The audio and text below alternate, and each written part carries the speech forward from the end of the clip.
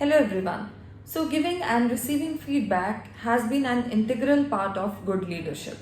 If you have to be an effective leader, you must be good at giving feedback as well as in accepting feedback. But when it comes to giving feedback, lately we have been pressing upon positive communication, positive criticism, giving feedback using positive words and things like that. But the latest concept here is instead of giving feedback, we must think of feed forward. Now, what is feed forward? How do we do that? What is the process and how is it going to help you as a leader? I'm going to discuss further in this video. So keep watching. So what is feed forward? Feed forward is basically a reverse exercise where instead of giving a positive or negative feedback, we give constructive guidance to our employees how they have to deal with the problems in future. So that gives them more avenues to grow and avoid past mistakes, as well as it is more future oriented and it helps to empower our employees and it is an eye-opener for them. So feed forward is basically we are going to give them solutions to deal the problems in future instead of focusing on their past mistakes and past errors. So a feed forward process is future oriented where we focus on how this problem can be solved in future or how can this situation be improved in future. So it has certain steps. The first step is to describe the goal. In the first step, you have to tell your employees or your team that what is the goal of doing this? What is the basic motto behind that? So that goal can be your team goal as well as the individual goal. Once you specify the goal to the team that why are we doing this, it becomes more clearer to them how do they have to go about it.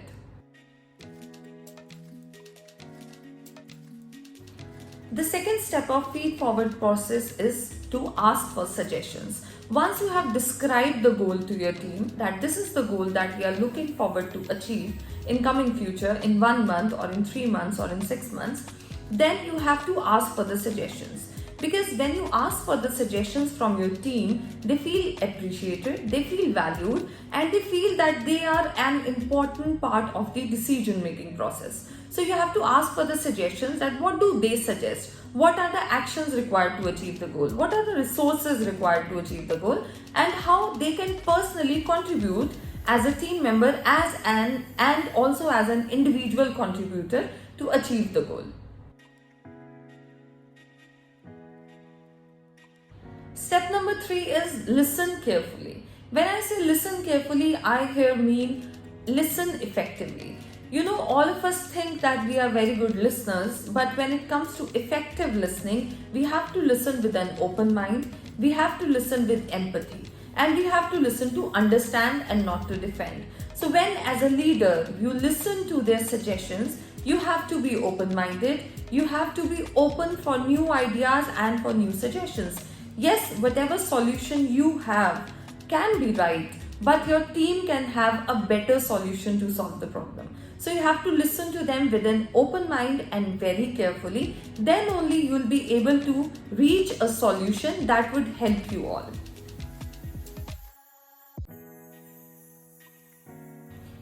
The next step is to say thank you. So whenever you take suggestions from your team, it is very, very important to acknowledge the suggestions. Even if you don't find them relevant, even if you feel that they are not going to help in this, but still you have to thank them for giving their feedback or for giving these suggestions. When you thank them, they feel more appreciated and they feel more heard.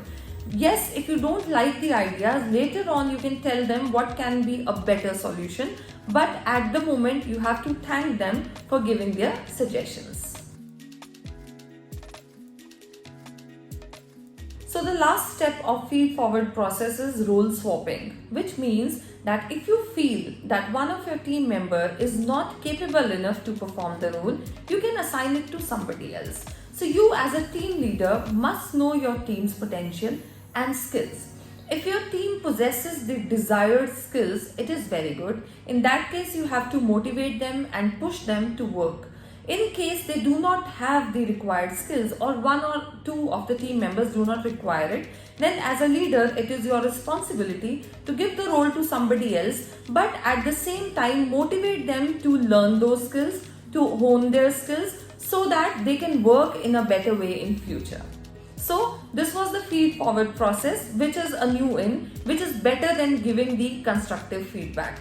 I have made one more video on how to accept feedback. You can watch this here. Thank you so much for watching.